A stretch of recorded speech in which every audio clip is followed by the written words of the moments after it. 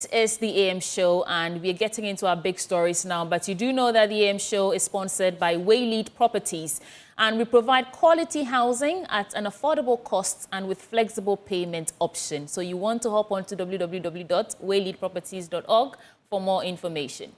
What are we discussing for our big stories? There's a survey by Global InfoAnalytics that shows that former Vice President and 2024 presidential candidate of the opposition New Patriotic Party, Dr. Mamudu Bawumia, is loved by 48% of voters.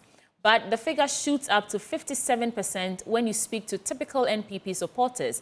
And we want to find out this morning, what does this mean for, first, the electoral fortunes of the New Patriotic Party amidst this clamor for a presidential candidate for the 2028 elections, and what this means for us as Ghanaians as a whole. Joining me for this conversation is the pollster himself, Executive Director of Global InfoAnalytics, Dr. Musa Dankwa. Thank you so much for joining us. Sorry, Mr. Musa Dankwa. Thank you for joining the conversation. Thank you very much. Why are you not a doctor yet? I was going to correct you on that. Otherwise, they will come after me. But why are you not a doctor yet? I'm curious to know. No, it's not something that I really have time for. So yeah? I'm quite busy doing something else. Okay. Well, I've seen the poll. Great work, first of all. And let me just say that I've read some articles about you saying if they don't like your polls, they should put it in a bin. And I think that's one way to look at it. But first of all, let me get your initial reactions in terms of the work that you have done. And we'll get into the details. Of course, we'll focus on the executive summary because we can't go into all the details. But how do you feel about this morning? No, I feel pretty good. We've always felt good with our numbers and the data. And no matter what criticism that comes our way, I think we are very solid in terms of data. Okay, so let's get straight into it. So you're saying that the first national tracking poll that was conducted, that was October 2024, showed that 62% of voters said the country was heading in the wrong way. No, I know we want to get to Dr. Mamudu Bawumia, but let's start from the more general conclusions from the poll before we get there. Director, please work with me. So you're saying that the first national tracking poll conducted by Global InfoAnalytics, that is the 2024 general election, shows a dramatic shift in the outlook for the country as 62% of voters now say the country is headed in the right direction. And that is in comparison to 26% who said it was headed in the wrong direction and 12% have no opinion. What sample size did you work with? This is about 8,000 sample size across the country in 84 constituencies across the country. It's quite extensive face-to-face interview we've done in April, between March and April. Okay. Any possible margins of error before we get deep into it? Yes, the margin of error for this service is around 1.5%. 1.5%. Great. Yeah. So let's start with the most topical one now. Dr. Mamudu Bawumia. And we also know that about 2 million NPP supporters did not vote in the 2024 general election. Are these the people who are shooting up the number from 48 to 57? Are these the people who are giving us the significant shifts in your survey? Let me first correct you from there. The 2 million people who didn't vote are not NPP members only. There were 2 million people who didn't vote for NPP compared to the last election. Some of them are NPP, some are NDC, some are floating voters, some are other parties. The fact that their numbers dropped by 2 million doesn't mean that they were NPP voters. That's the first correction.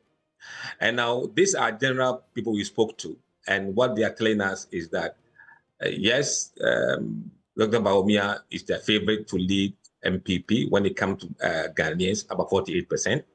But the number shoots up to 57% when you look at the data among just those who say they are NPP. Where is this coming from?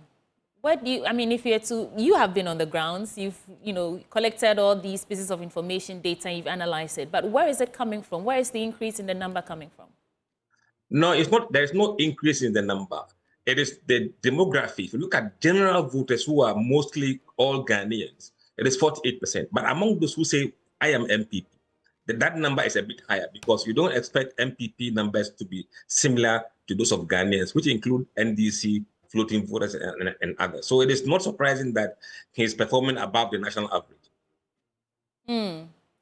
What does this mean for Dr. Mahmoud Bawumia? We know that there's been some controversy, and not to play politics with this, but it appears some members of the party, by members I'm referring to Sarah Josafu, who said that the party was probably trying to pin the defeat on Dr. Mahmoud Bawumia. Now we have this data telling us that he actually enjoys a lot of favor from Ghanaians at this point. Where's your head at? Yes, I think people are of the opinion that you cannot just give one person one single chance, and that should be the end of it. They've kind of understood that for someone to win, especially on the NPP ticket, the person has to be given a second chance. If you look at the history of NPP in the past, with the exception of Professor Dubois, who wasn't given a second chance. Kufuor was given a second chance in 2000 from 1996, and then Dubois Nana got several chances in 2007, 2008, 2012, 2016. So they believe that Dr. Bawumia probably deserved a second chance. In deserving a second chance, and also adding that, I mean, you're saying that this suggests an increase in support. This increase in support suggests, or it's because of his continued engagement with grassroots. And is this what we're... Oh, I'm reading this from my Joy Online. It said the analyst suggests that the increase in support could be attributed to Bawumia's continued engagement. So you might not have said that, yeah, but I'm just saying people who analyzed your data are saying that it could be because of his continued support. And that is where the question is that in fact accurate? Is it because we are seeing him? I mean, he did visit the victims of the fire at Kantamanto. We saw him again at, is it Kumasi or so? He has been actually a Doom PZ fire. He's been out and about. Is that what is causing this? I mean, if I say so, that would be mere speculation, because I haven't got the data to say that. Even the point that I made about people saying that he needs a third chance is also speculative. We haven't got specific data that says it's because of A, B, C that he's doing that has gotten him the 48%. Okay, then explain to us, how did you arrive at the increase in the percentage then? Let's hear it from you. That didn't come from us. We've made point of correction. There's no increase in the percentage, but this is the first national tracking poll. If we do the poll again sometime in July and the numbers move, that's when you will see there has been an increase. At the moment, among Ghanaians, it is 48. Among NPP, is 57. That is not an increase. It is a different number you're looking at. Okay. So please, let's break it down to English. What does this really mean? Now, it really means that he has the upper hand at the moment among the general public. But remember, the general public or the NPP voters don't actually vote. I don't know how they're going to do the primaries next time, but it gives you a sense that the party may still want to go with Bawumia because the NPP voters' view tend to correlate with those of the delegates. In the general election, he did have less than 48, correct? Yes, he got 42%. Yeah, 42%. And this poll is saying 48%. Yes, look, people may want you to lead, but would they vote for you is another question. Remember, if you have people who are NDC, who may say we prefer Bawumia to lead, is it a genuine and sincere that they want him to lead, or they want him to lead so that they can beat him? So you can read so many things with this kind of data.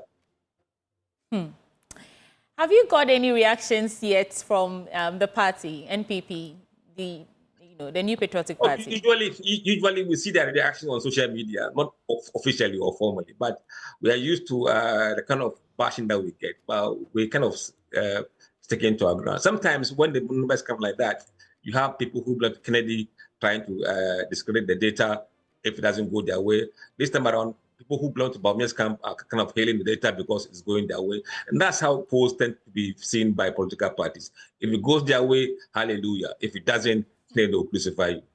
And that's where you say, if you don't like it, put it in the bin. We'll get to the other conclusions from this poll. But let me bring in Dr. Kwame Asah-Asante into the conversation now.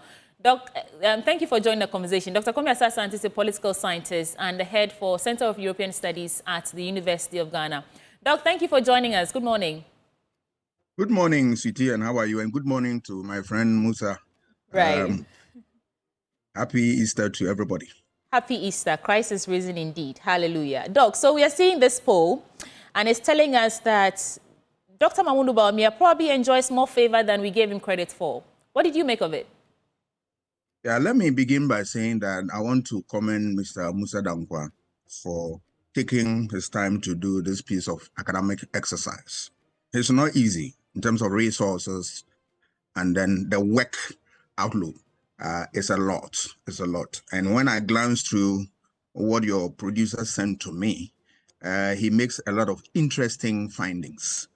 Some of them I agree with him. Some of them I have my own problems with. And the good news is that he's here, so we can interrogate the issues. Coming back to the question you asked, relative to Dr. Bawumia's chances now and the way his votes are soaring in terms of his popularity. Yeah, anything can happen, but my little difficulty here is that what is it that the voters who rejected him at the poll less than 100 days have seen in him that today they are giving him this type of, support? That remains $1 million question for me as a student of democracy and elections, because just elections were just December 7th, and he was rejected resoundly by his own people, by the religious group he belongs to, by the people of Ghana, and all the people of this country rejected him. So it gives you an idea that something totally went wrong. So for him to repair that image within 100 days, I have a big question mark on that. Let me throw that to Musa Dankwa. So can you share if not the exact wording, at least a paraphrase of the key questions that the answers resulted in this? I think Doc and I are on the same page. We are curious to find out exactly what made the difference. We just asked people their views. I didn't give reason for them making that choice. Yeah, what did you ask them? We asked them, the NPP is preparing to elect the flag bearer in 2026 for the 2028 elections. Who would you prefer to lead NPP? Did you provide them a list of candidates or parties? Yes. Okay. Yes, we gave them all the top leading candidates we believe are going to contest the NPP primaries. And they shared their views. So what we have done is put out the views they shared with us. We didn't put any numbers here and there to change anything. But you must also be very mindful when you read this data. Look at the people who want to lead NPP and the way the votes are fragmented. You have all the other candidates fetching their support from the same base, whereas Bawumia is retaining his base and getting more from the other side. So that's one problem. And secondly, I made a point that 44% of NDC guys want Bawumia to lead. For what reason? We didn't ask. So that must be something that you should be interrogating. So if that 48% includes 44% of NDC voters, then you must really open your eyes and see what is really happening. Doc. Yeah. What do you say to that response? They gave them a list of candidates, and it looks like Bawumia still topped the list.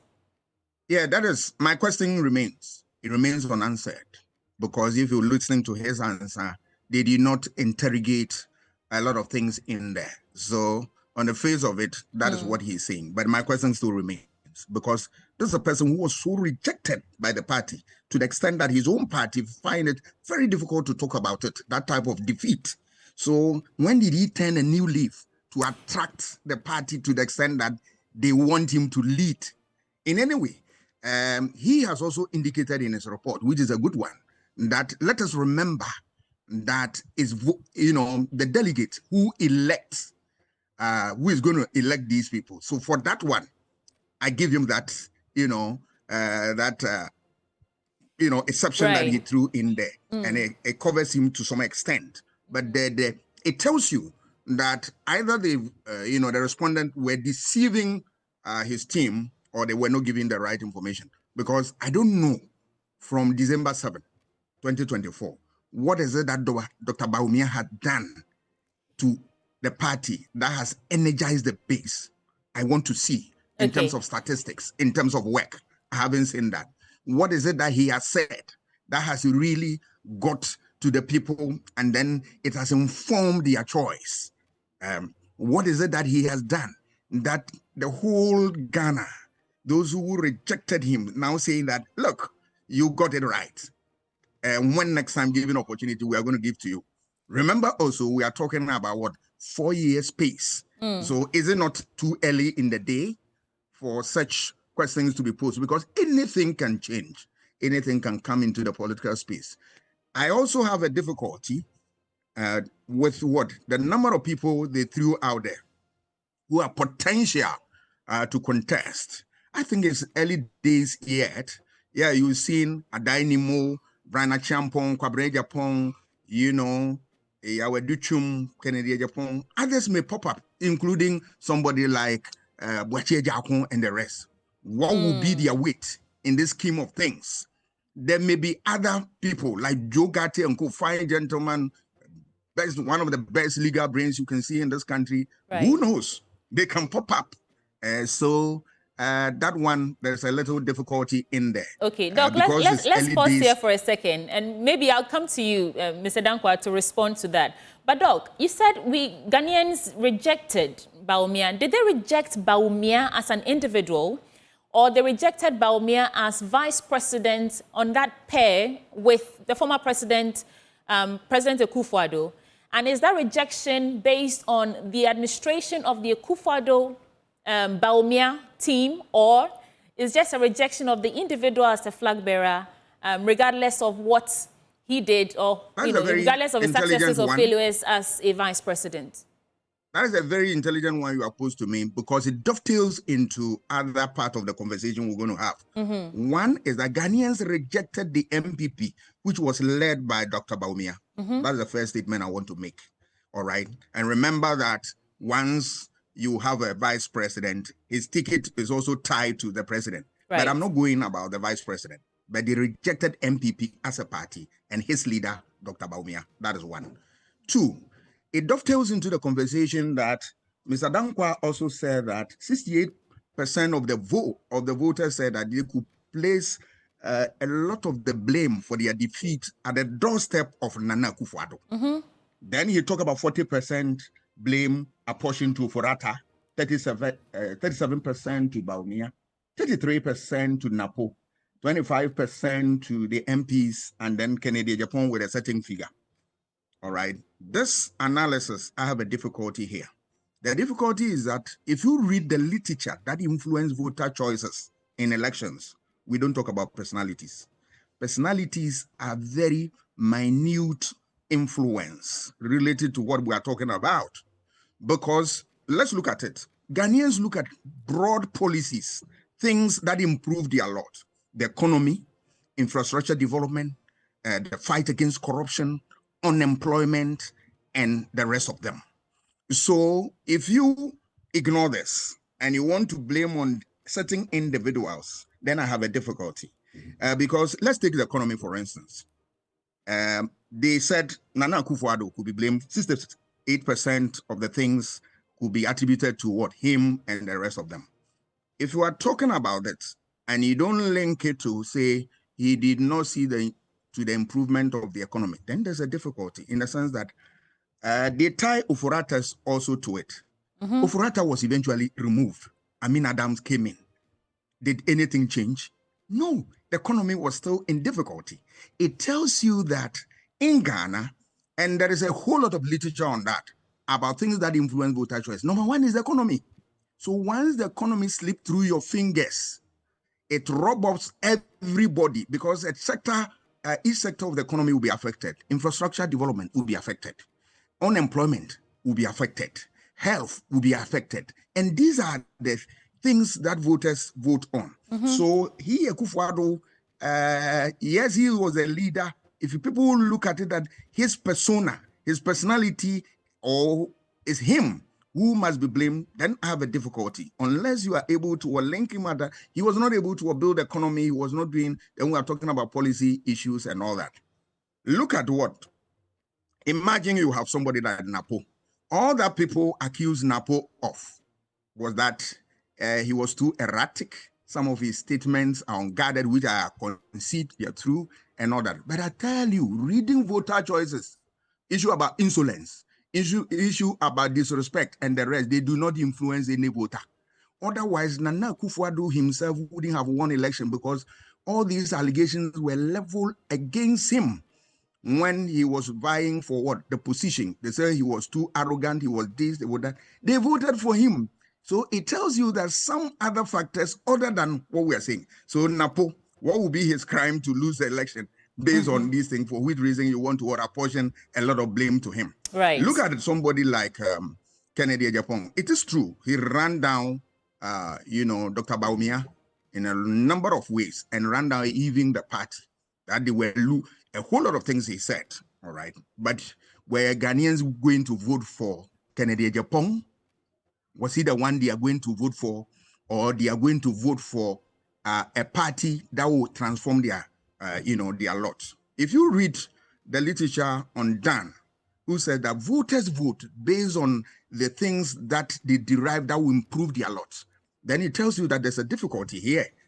Were Ghanaians voting the cocoa seller, who has seen an astronomical increase in the price of what maize, will vote against NPP simply because it is Kennedy Ejapong, and it's not the fact that the prices of what maize have gone up. Right. That question, it's still lingers in my mind. Okay, so Mr. Dankwa, Doc is saying that there are various variables, indicators, reasons why people go to the polls to vote.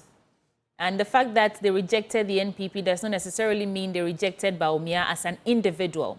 But the question that we're actually posing to you is whether or not it's too early in the day to be making a survey like this, because some other names may pop up in the course of the year. I mean, we have 4 years to the next election. What do you say to that? We have 4 years to the next election. Our poll is not going to be a one-off poll. We are tracking. When does he think it's appropriate for us to start tracking these numbers? We are posters. And as to how people improve in the polls is for us very important. So if somebody is doing X percentage today and next 3 months he does X or Y, we can see the progression.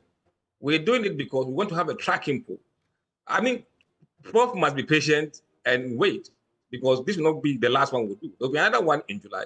If anybody expresses interest, we'll add the person's name there and we'll see how that affects the numbers. So we're not going to just be single poll and disappear. So anybody that comes in, we'll track it. And that's how we've done our work since 2019. On the question of, look, Prof needs to understand what was the question that was asked. We're not saying that MPP lost because of Nana. We asked simple question. Which individual or group of individuals do you ascribe the blame for the MPP's defeat? We didn't say what caused MPP's defeat. The question for the polling is very important as the answers. We have asked them in the past, what caused MPP's defeat? It was economy, obviously. It was unemployment. It was education. So this time we took a different angle as to which individuals, not reasons why MPP lost. That could be thousands of them. But which individuals could they blame this defeat on? And that's not the same as why did MPP lose. So I think Prof must understand the question that was asked. And normally what we do is that we publish the questionnaire we are going to ask people. So you must understand what we went there to ask. And then the response makes sense when they come up. You know, the way the media works, we directly and sometimes indirectly shape opinions. And I'm tempted to ask that, why is this important at this point? If we have, well, now not 4 years anymore, because we've done about 4 months already, so 3 and some few months to the next election. Mr. Dankwa, why is it important for us to know that Dr. Mahmoud Bawumia is gaining more ground among NPP supporters when they are in opposition? Why is it important for us to know this now? I have made this point clear and clear again. We have not said he's making ground. Somebody wrote that. It didn't come to say that he's gaining ground. I mean, let's make that clear. That didn't come from us. What we are saying is that it is important for us to know what people are thinking. Look, the fact that it's not being discussed in the media doesn't mean that people sitting in the or basis corners of the country are not discussing it. And as posters, it's for us to pick the opinion and put them out there. There are those who may think it's too early. is useless. So be it. That's for them. And there are those who think this data is helpful because even for those who want to contest, they want to do a sounding how that it makes sense for them to even contest. Why should they jump in and start spending money when they have no chances? So it helps them to think ahead, to strategize, and see what they can do going forward. If you leave it till very late, they may have spent money, a lot of money by then, and then they realize that their chance is slim or zero. What benefit would that survey give them? So there are those who don't see it useful. They should stay quiet. They should just take their eyes off. For those of us who are into the business of polling and analytics, for us, it's highly valuable. I will continue to do that going forward. Okay. Dr. Kwame Asante, your reaction on this, and then we move on to other elements in the survey. Yes, I still come back to the statement Mr. Damkwa said about individual. They pose specific questions about individual. I still have a problem with that because you see, voters, because of what the rational nature of them, they are always looking for things that improve their lot. So individuals come in very little, very, very, very little. Let's take it for the purpose of this conversation that all the people they said they cause their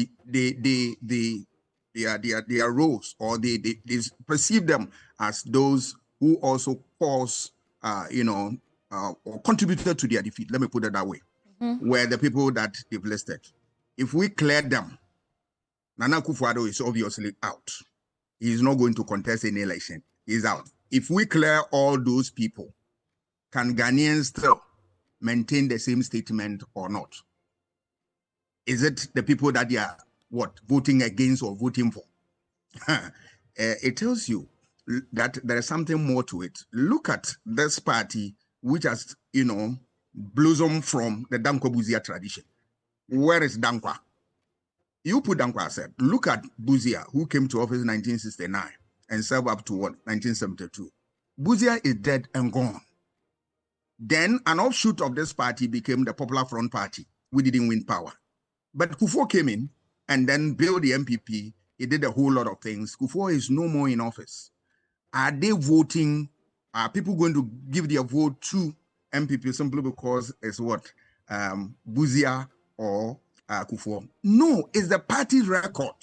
It's the record. And the record is a function of their performance, which dovetails into this bigger conversation. So when questions are put like that, then I believe that the question is problematic, because then it reduces the conversation into individuals as opposed to issues that confront the state. And that is what voter choices is all about, right? Otherwise, when these individuals are no more on the ballot, are we saying that the status quo is going to remain or change? But it's their record. MPP can never campaign for any votes without mentioning the records of Buzia, Kufuor, Akufo-Addo. Even if you can't say anything about Akufo-Addo, you say about free SHS and the rest of them. So the conversation for voter choices is more complex than we reducing it to individuals that, this very individual did this and did that. It trivializes the issue and it makes it a little less relevant. That's my position. Okay. So just a quick point there. Yeah. Look, we must not stretch this question. This question was not about who would you vote for. Prof, what you are mentioning or emphasizing on is about what choice people will make. This isn't about choices. So the questions are different. So you can't blame us for asking this simple question and mean that that's what they would vote, how they would vote. No, these are separate questions. It has nothing to do with who you will vote for. Absolutely not. No, I'm not saying that, Mr. Damkwa, you are getting me wrong. You are saying that certain individuals contributed to the defeat of the party. Is that not the thrust of your question? We asked them, yes. Sure that is yes. And when you flip the coin, you are talking about what really influenced their choice. And it dovetails into this. So you should not separate that one from voter choices. No. So Mr. Dankwa, is it possible that because of the way because of the nature of the questions you posed, the answers you got were not as detailed as Doc would like? For example, we just know that over 40% of the people who responded have favor for Bawumia, or, think Bawumia is a good candidate, a good choice for the next election. But if we had probed further to find out what difference or what has he done differently in just 100 days or so after the last election, then perhaps we'd have more clarity on the responses and all that. Do you agree? Abochi. Abochi. Sweetie. We asked voters in the exit poll, why did NPP lose? The question was why? Why? And they said economy, jobs, education, corruption, and others. Why? And this time around, we asked them which individuals. You see, why and which don't give you the same response. We've asked that question before. So we know why they lost. But at the same time, we have seen a report that are blaming certain individuals. And we cannot pretend these questions cannot be asked. But Mr. Dankwa, why are you not curious to find out what's changed? Because again, I am tempted to understand, the timeline is so short that if you're asking voters who their preferred candidates will be in the next election, which is 3 years away, and they're giving you this response, for me, I find it curious. I would want to know, what has he done differently? Because he's part of the NPP that the country rejected when we went to the polls in December 2024. So why is he being singled out, getting more favor now at this point? What has he done? I think that's the point, that's the curiosity that we're all trying to satisfy at this point. Even for those who do academic research, no researcher can go out and find out every answer. That is why another researcher takes the next step and go back to the field and ask, why is this the case? And it's not for me to answer every question. And secondly, I have made a point that within that number, there is 44% of NDC people. Are they being honest or being mischievous? That question has not been answered. Okay, we do have to move on to other elements in the survey. But Doc, I'll give you some time to respond to this, and then we move on. Yeah, in designing instruments, all right, I am not a statistician, but we all have basic knowledge in this. And that is not to run down what he's doing. I mean, we are just, improving, doing this thing to improve the kind of work he does. But because you can't trust your respondents, questions are posed in such a way that you meet a question A, you, in the course of answering, another question pops up. That also come to test the validity of what you have said or otherwise. So sometimes the way questions are modeled, it gives you an idea that you are going to get the right responses, or sometimes you are going to get people who can tell you stories. But that said, my point still remains that the issue of individuals and the questions they pose, they must look at it again. But going forward, I have also seen something in their report where they talk about those who support the Mohammed's, they view Mohammed's performance from various perspectives. Actually, that's where we are going. We are going there now. We're talking about corruption. Right. We are talking about the current administration and all that. Let's start from corruption. And I'm just quoting this. On the question of corruption, majority of Ghanaians now believe that state of corruption in Ghana, in the country, is improving. The poll shows that 56% believe it is improving since the new government took over, new administration. 14% say it is getting worse. 23% say it is the same, and 7% have no opinion. And on the question of whether the government is doing enough in the fight against corruption, 60% of voters said yes, while 26% said no, and 14% did not have an opinion. Doc, so on this particular one, before I go to Mr. Dankwa, what did you make of it? It looks like corruption has been with us from ages. This one, the timeline doesn't really need to be established. But although it factors in the fact that this new administration, I mean, since they took over, if they've seen something different. And it's interesting that about 56% believe that, There are pluses and minuses there. The pluses are the fact that we have seen government taking certain steps to deal with the problem of corruption head on.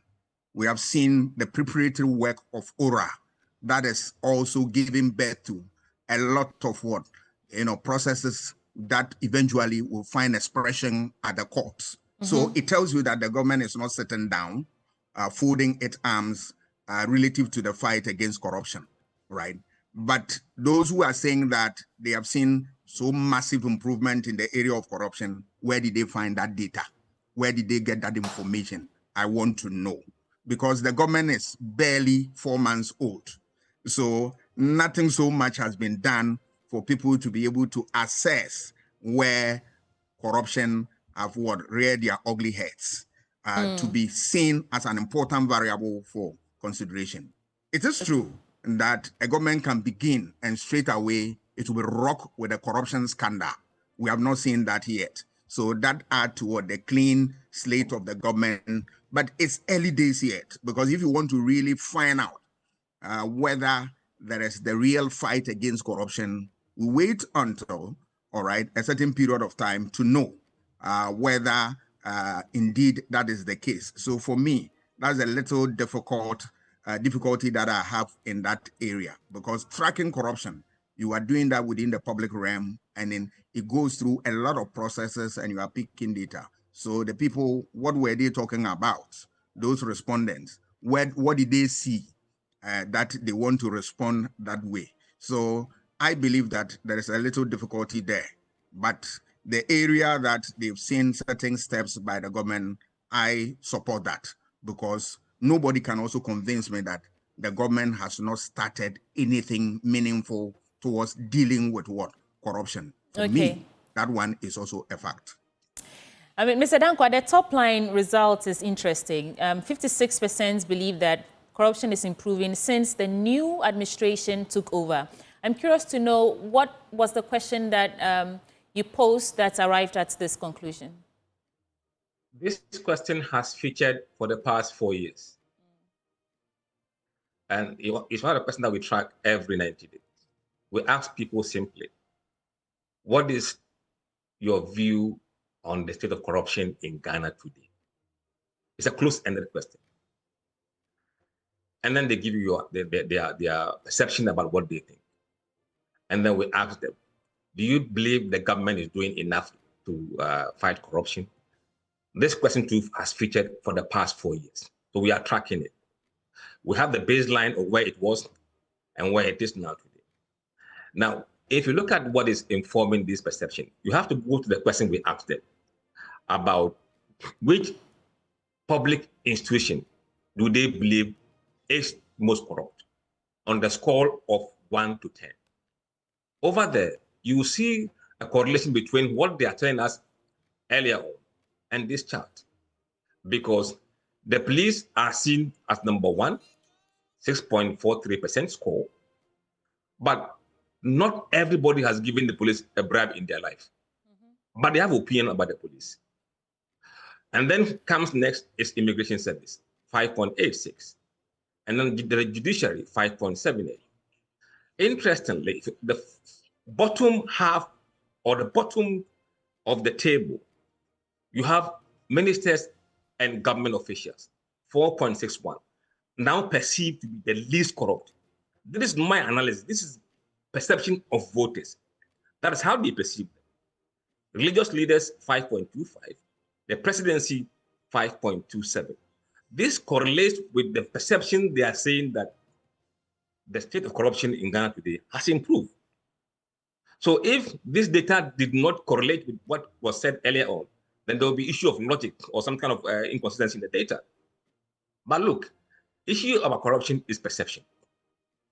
Not everybody has given bribes or has seen people taking money from government coffers, but they frame an opinion about what is happening.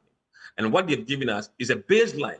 So if Prof says it's too early, I don't think for the government, it'll be too early, because this becomes a baseline of what people think about them 3 months into office. What would the numbers look like in the next 3 months? For the ministers, the government, and the appointees, this baseline is most important. They can see whether they are making progress in terms of their perception or they're deteriorating. If you don't have that data and you wait until 2026, where is the baseline? That is the value of data. And the way we use it is how, the way we use it gives us the value. Probably in this country, we've taken data for granted, or it's not been part of us, but nobody has bothered to collect it. We've always used theories and assumptions and not concrete facts. Now you have data from the people. You can measure yourself against this baseline and see whether the police are making progress. Is the immigration making progress? So we can track. And we'll track this data every 90 days. It's not one-off kind of work we've done. This will continue into the future. All right. So I have, is it a newsletter? Yeah, news release from Afrobarometer. This is 14th February 2025. And they actually say that Ghanaians still hold the view that, Ghanaians' assessment, let me read. Ghanaians' assessments of government's effort to fight corruption remain overwhelmingly negative. It sort of contradicts what you, the information you got on the ground, does it not? Afrobarometer is saying Ghanaians are still decrying widespread corruption, and I want to get to the graph. Yeah. So on the question of who is corrupt, on the top of the list we have the police, and then we have the office of the presidency. But in terms of corruption, you say when voters were asked to rank the most corrupt public institutions in Ghana, the Ghana police topped it, which was correct, and in second place was immigration. And I don't see the presidency yet. I don't know if that was in there. But yeah, this is just something that counters your survey, Mr. Dankwa. When I don't think. And this is February 2025, so it's quite recent. When was it released? Check the date of the report. The release is 14th February 2025. I cannot find the day the report was actually conducted. But what I have is perception report by Afrobarometer in August 2020, before the elections. And Afrobarometer, they do their survey not every 6 months, normally about a year or 2 years. So they may be referring to the same data that we have. But in the August data, the police were number 1, the presidency was number 2, tax officials were number 3, members of parliament were number 4, and judges were number 5. I don't know the same thing. That was last year. Yeah. That was last year. Yeah, that was last year. No, this is a new release. I'll forward it to you. This is a new release from 14th February 2025. I'll forward it to you. But let me go to Dr. While I do that, I can read a bit to it. News release, Ghanaians decry widespread corruption, Afrobarometer survey shows. As official graft continues to make headlines, a majority of Ghanaians say corruption in the country increased over the past year. The latest Afrobarometer findings reveal. And among key public officials, the police, the presidency, tax officials, and members of parliament are most widely perceived as corrupt. Furthermore, the data reveal a decline in public confidence to report corruption without fear of retaliation, with only 1/4 of citizens feeling safe to do so. And this is where I'm getting the information from. But let me go to Dr. Kwame Asasante while I forward the report to you. Doc, what did you make of the response to the corruption case in Ghana as we speak? Yeah, Mr. Dankwa said something that, when corruption is always perception, agreed. You don't see people who even give bribes and all that. But I have a contrary view here. If you read Transparency International, their report, the notes accompanying that report, they said that those who collect the data are World Bank and World Economic Forum, and that they track these things because of their engagement with the ministries, departments, and agencies. They do business with them, so they know those who have taken what in terms of bribe and all that. So they have evidence, and it takes a while to track these things. So within 3 months, or maybe 4 months, less than 4 months, people will come out to say that, corruption is going down and it's this, is that. I find it a bit, I'm curious to know what has really gone into that. Is it just mere speculation and all that? Because but Doc, we've seen some things that are, I don't know if I should say encouraging. There's oral, for example, and it's the optics of it look good to Ghanaians. I have already said that the government has done well in certain areas, that if you judge it against the backdrop that we are talking about a government less than 4 months, and they started the preparatory work, that is aura, and that now that is finding expression in the work of the Attorney General, what he's doing, and now people, they are now going to work some cases to court and all that. It tells you that the government is not certain either. It's doing something. I said this. But for the respondent to say that corruption has come down, there is a difficulty. But that aside, let me also take our attention to one of the things that is in the report is that about approval of the president's work that approval rating of the work that he has done. Yeah. The report, part of the report says that all party affiliations except NPP approve the performance of the president. My worry is that universal affirmation of the word all, without what exception. Then there's a problem. That all NPP people did not see anything good about the performance of this country and this government. That is very difficult for me to swallow. Doc, please hold there. Please hold there.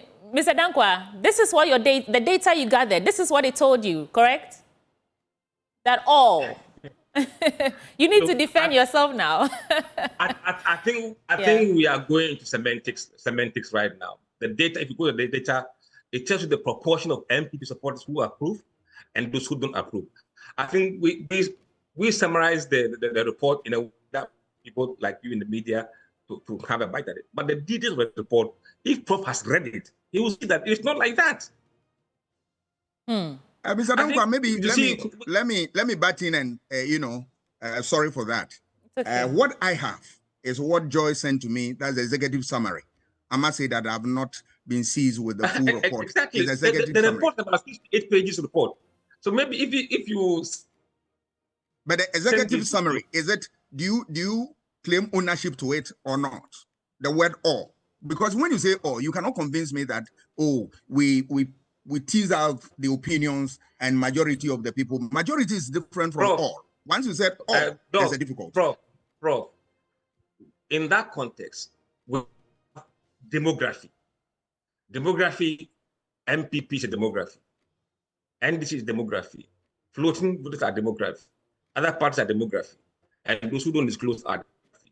When we say all, we are meaning all the demography except MPP. That's the context.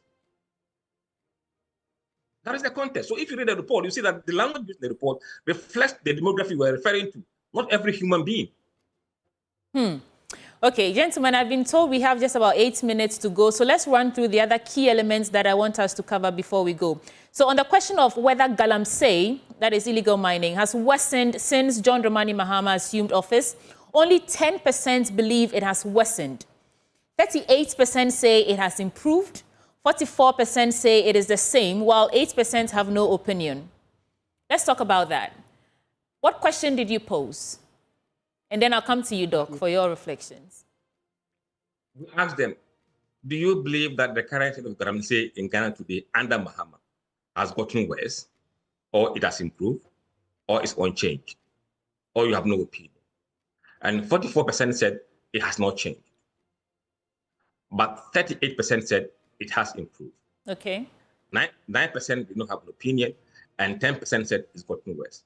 Now, what we did was that we further dig deeper to see the views of those voters who live in the Galamsey areas or the mining regions, and those who don't live there, and the national average. So on the national average, you could see that among those who say it is improved, it's 38%. But those who live in the Galamsey areas, that number is down to 28%. And for those who live in non-mining regions, it is 42%. And for those who said it's gotten worse, it is 10% nationally, but 25% in the mining regions, and then 9% in the regions that don't do mining. So you could see that there's a varied responses based on where people live.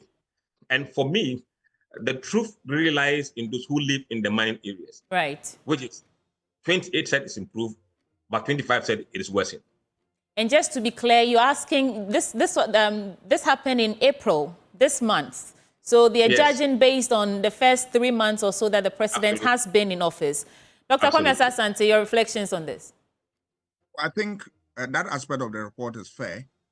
From where I sit, I can also understand the issues from those constituency-specific areas where Galamsey activities are so high. So when they see, an improvement, they are able to tell. So I have no problem with that, but except that we are urging the government to do more. The battle has just started. We don't want them to relent, and the policy of deporting foreigners who engage in that must cease, and then make sure that anybody who crosses the line, you face the music. Okay. That is what I can say about that. I think the same thing applies to the IGP. Also, top-line results on whether voters have confidence in the new IGP, Christian Teteyonu. 58% say they have confidence in him, and 38% were neutral, while 12% did not have confidence in him. And the question is, Mr. Dankwa, why is this important, whether or not Ghanaians have confidence in the new IGP with just 2 months or so in office? They're not rating his performance. You are just asking if they have confidence in him. Yes. He didn't spring up from, in fact, he was part of the police machinery. Those people know IGP who knew before he became IGP. So they may have some opinion about who he is. So we just asked them whether they have confidence in him. And sometimes you don't need to wait for 3 years before you ask that data. I mean, once somebody takes an office, you have confidence that this guy can do the job. That's the question we asked them. And 58 said, yes, they have confidence in him. 30% were neutral, sitting on the fence, waiting to see what he does. And 12% said they don't have confidence in him. That's the very people when he was appointed. Let's see whether he improves on this number or he gets worse. That's the beauty of data. But, because this is out now, this is likely to shape people's opinions and may influence the decisions they make. So what was the intention, really? What exactly were you trying to... I mean, in terms of gauging the confidence Ghanaians have in the IGP, what's the intention behind that? Look, I think I'm struggling to understand why people want to know the intention behind that. Public opinion is public opinion. Public opinion is there for you to see what the public are thinking, right? And don't you want to know what the people are thinking about you? Okay. It's not our fault that we gather this data. It's how people use it. No, we're not saying it's your fault. It's just I want to understand from a deeper perspective why you want to gauge the confidence of the IGP. If this was posed maybe a year after, then perhaps they are measuring or they're assessing his time in office. Then you have something solid to actually assess. But just 2 months in office, whether or not you have confidence in him, I'm curious to know why that question was posed. I guess that's why I'm asking that. Sweetie, do you know that on the first day Trump was sworn in, there was a poll about his approval rating? Well, yes. I know about approval ratings and all that. No. Do you know? What did he do on that very day, just after being sworn in? Baseline polls are there. It's data. So for the IGP going forward, he can say to himself, when I was first appointed, without even seeing what I've done, they gave me 58%. Do I want to improve on this? It would influence the way he does his job to improve on it. If he does improve on it, it means he's doing a better job than when he was first appointed. It is data. All right, we have to go. Dr. Kwame Asante, let me add 2 more things for your comprehensive reflections on that. So there's a question on Doomsaw, and 20% of voters say it has worsened. 34% say it has improved, while 40% say it is unchanged. And then on the economy, unemployment, and education, they say it remains the top issues for 68%.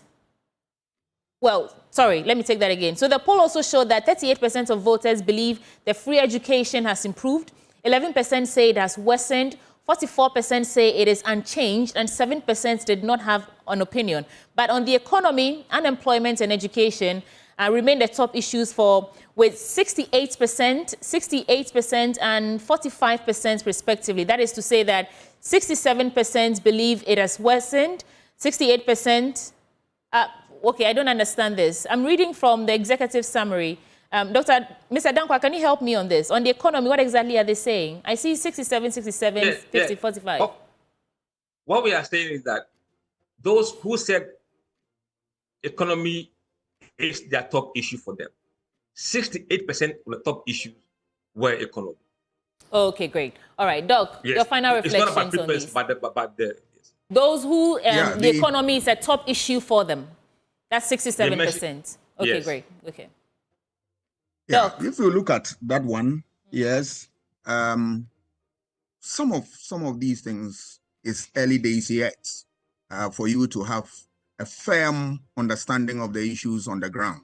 But when you are talking to an ordinary man in the streets, well, he will tell you as he feels about what is being experienced and all that. So that one, it can pass. Because if you, prices of commodity X as at December were 10 cities and now it's about 9 cities. The person will tell you that things are improving. So you can understand those issues. Issue about unemployment. I am happy that it's still the same. It tells the government that there's a lot of work that they need to do about it, but it's early days yet because the government is now trying to find its own footing and be able to deal with some of these things. So now they have not made any serious, policies that are going to deal with some of these issues head on. So I will now hold that type of assessment and then see what will come out after a few months to see what government have put in place. That the response, I'll gauge it as to whether it remains the same, because it is important to know what is it that the government is doing which has affected people so much that they want to say A, B, C, D or not.